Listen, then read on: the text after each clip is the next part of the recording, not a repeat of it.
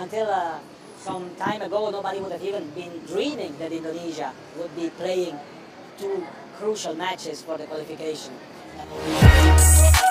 Presiden Republik Indonesia I think, we've seen it tonight at this AFC Awards as well. Asian football is growing. It's growing immensely, both for men's football as well as women's football and club football. The next.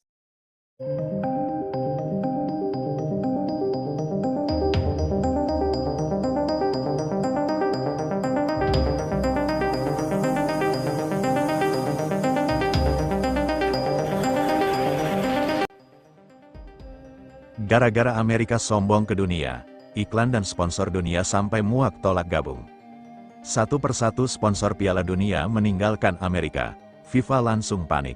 Namun sebelum kita lanjut ke berita terlengkapnya, alangkah baiknya bagi kalian untuk menekan tombol like terlebih dahulu. Dan yang belum subscribe, tolong subscribe channel ini dulu, karena satu like dan satu subscribe dari kalian itu ternyata bisa menambah pundi-pundi pahala untuk kalian. Dan bagi orang baik yang sudah subscribe dan like channel ini, saya pribadi ucapkan terima kasih dan yuk, langsung saja kita ke pembahasannya. Keputusan opsi darurat Indonesia jadi tuan rumah harus segera dilakukan, sebelum FIFA berbicara. Sebelum keputusan dicabut, sebelum dunia benar-benar sadar ada yang salah, retaknya sudah dimulai lebih dulu. Bukan dari stadion, bukan dari federasi, bukan dari negara peserta, tapi dari uang, dari sponsor, dari mereka yang selama ini menjadi fondasi tak terlihat Piala Dunia.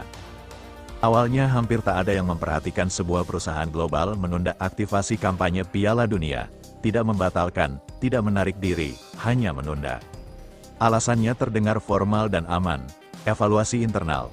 Namun di dunia bisnis olahraga, kalimat itu memiliki makna tunggal, risiko telah terdeteksi. Risiko yang cukup serius untuk menghentikan arus investasi meski belum cukup nyaman untuk diumumkan ke publik. Beberapa hari kemudian, pola serupa muncul. Sponsor lain melakukan langkah identik, tidak ada konferensi pers, tidak ada bantahan, tidak ada klarifikasi panjang. Hanya satu baris dalam laporan keuangan kuartalan meninjau kembali keterlibatan pada event internasional tertentu, Semua orang yang berada di lingkaran ini tahu yang dimaksud adalah Piala Dunia 2026 di Amerika Serikat. Sejak titik itu, arah pergerakan sponsor berubah, perusahaan teknologi global memangkas osur merek. Brand konsumsi menunda tur promosi lintas kota tuan rumah, produsen aparel menghentikan sementara produksi edisi khusus Piala Dunia. Ini bukan keputusan emosional, ini bukan reaksi sesaat, ini adalah respon sistematis terhadap satu faktor yang terus muncul dalam setiap laporan. Ketidakpastian. Amerika Serikat yang sebelumnya dipasarkan sebagai tuan rumah paling aman dan paling siap perlahan diperlakukan sebagai wilayah berisiko tinggi. Isu keamanan publik yang berulang, polarisasi politik yang ekstrim, kebijakan domestik yang bisa berubah cepat dan berdampak langsung pada mobilitas tim ofisial dan supporter. Ancaman boikot dari berbagai negara dan tekanan hukum dari kelompok sipil, bagi sponsor global ini bukan lagi soal citra, ini soal kepastian hukum. Kepatuhan internasional, dan perlindungan merek lintas benua.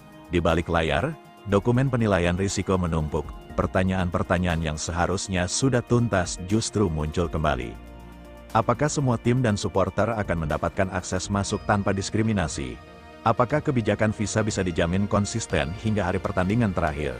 Apakah tekanan politik domestik berpotensi mengubah perlakuan terhadap negara tertentu? Dan pertanyaan yang paling sensitif, apakah Piala Dunia berisiko terseret konflik geopolitik yang bukan urusan sepak bola? Ini bukan pertanyaan politis, ini pertanyaan hukum olahraga dan kepastian penyelenggaraan. Dan untuk pertama kalinya jawabannya tidak lagi jelas.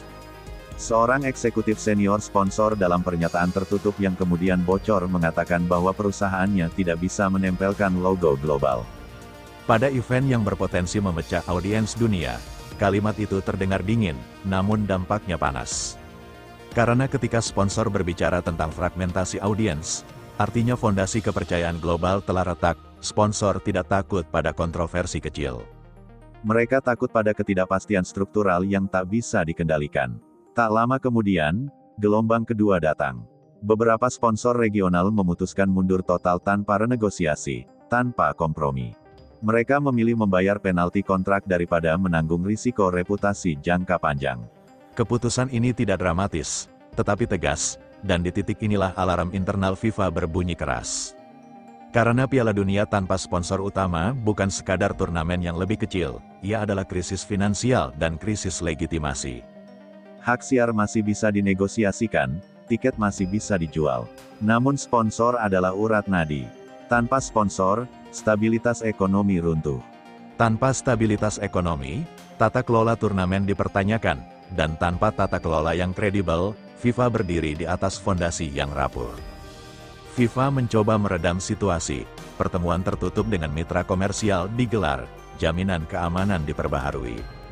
Rencana mitigasi disusun, skema perlindungan hukum ditawarkan, namun respon sponsor hampir seragam dan terdengar semakin lugas. Masalahnya bukan pada FIFA, masalahnya ada pada negara tuan rumah, kalimat ini menjadi titik balik. Untuk pertama kalinya, Amerika Serikat tidak lagi dilihat sebagai aset strategis, melainkan sebagai liabilitas yang harus dihitung risikonya. Media internasional mulai mencium bau krisis. Narasi pemberitaan bergeser dari kesiapan stadion menjadi kelayakan komersial, dari euforia menjadi evaluasi. Apakah Piala Dunia 2026 aman secara bisnis? Apakah stabilitas tuan rumah bisa dijamin jangka panjang? Apakah FIFA mampu menjaga kredibilitasnya ketika tekanan meningkat? Pertanyaan-pertanyaan ini dulu mustahil, kini tak terhindarkan. Disinilah efek domino bekerja. Ketika sponsor pergi, federasi nasional mulai berkhawatir. Ketika federasi khawatir, tekanan mengalir ke FIFA. Dan ketika FIFA kehilangan tameng komersialnya, keputusan besar hanya tinggal menunggu waktu. Dalam sebuah rapat internal yang kemudian bocor, seorang pejabat FIFA menyatakan dengan nada datar bahwa jika sponsor besar terus mundur, organisasi ini kehilangan dasar moral dan finansial untuk bertahan pada keputusan lama. Itu bukan ancaman, itu kesimpulan logis dari situasi yang ada. Amerika Serikat berusaha bertahan, jaminan keamanan tambahan diumumkan, kemudahan visa dijanjikan, proteksi hukum bagi mitra komersial diperluas. Namun, bagi sponsor global, janji tidak lagi cukup karena reputasi internasional tidak bisa dipulihkan dengan siaran pers. Reputasi hanya bisa dijaga dengan kepastian yang dapat diuji, bukan janji yang bisa berubah. Di sanalah garis tak terlihat itu terlewati. Satu persatu sponsor besar keluar secara resmi, tidak serentak, tidak dengan konferensi pers, namun konsisten. Dunia industri memahami pesan ini dengan jelas. Ini bukan kebetulan, ini eksodus terukur yang lahir dari perhitungan dingin. Secara formal, Piala Dunia 2026 masih dijadwalkan berlangsung di Amerika Serikat, namun secara substantivasinya mulai runtuh. Turnamen sebesar ini tidak bisa berdiri di atas ketidakpastian. FIFA kini berada di persimpangan paling berbahaya dalam sejarah modernnya. Mempertahankan tuan rumah dan menanggung risiko sistemik atau menyelamatkan turnamen dengan mengambil keputusan yang sangat tidak populer. Cerita ini belum mencapai klimaks karena dalam logika olahraga global ketika sponsor pergi hukum dan tata kelola akan menyusul.